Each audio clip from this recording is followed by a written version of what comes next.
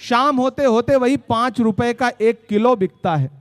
वक्त की अहमियत है और वक्त की अहमियत को समझना पड़ेगा। दोपहर को चिराग जलाने से अंधेरा खत्म नहीं होता, बल्कि चिराग खत्म हो जाता है। इसलिए चिराग वहां जलाइए जहां अंधेरा है।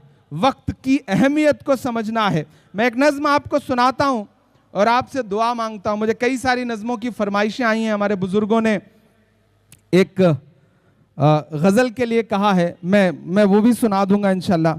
मुझे एक फ़लस्तीन की नज्म के लिए भी कहा गया है, मैं वो भी सुना दूंगा। मैं कोशिश करूंगा कि मैं वो सब सुनाऊं। हाँ, वो भी सुना दूंगा।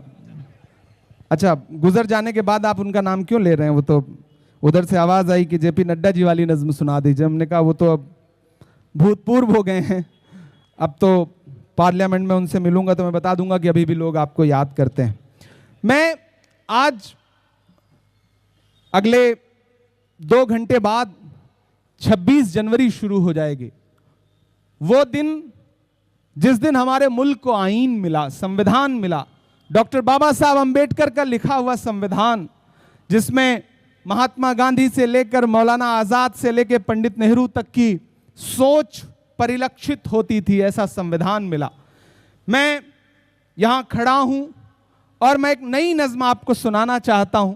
इन दिनों मैं कोशिश कर रहा हूं, शायर सियासतदान से ज्यादा बड़ा होता है और उसका काम है वक्त से 2 कदम आगे चल करके समाज को, मिल्लत को बेदार करना।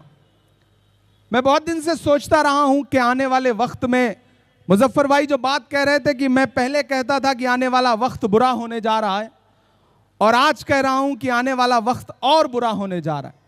मैं मुजफ्फर भाई की बात से इत्तेफाक रखता हूं और आपकी दूरंदेशी को भी सलाम करता हूं। ऐसे में हम ऐसे दौर में जी रहे हैं कि जहां पर बीते हुए कल से नफरत है, आते हुए पल से नफरत है, उनको कबीर के दोहों से, गालिब की गजल से नफरत है।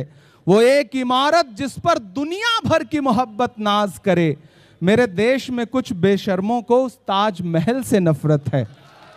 हम ऐसे दौर में जी रहे हैं कि जिस ताजमहल को लिटरेचर का नोबेल पाने वाले गुरु रविंद्रनाथ टैगोर कहते हैं कि वक्त के गाल पर ठहरा हुआ आंसू है ताजमहल, उसे आजकल के जो चूरन छाप बातें करने वाले लोग हैं वो कहते हैं कि वो सफेद कब्र है।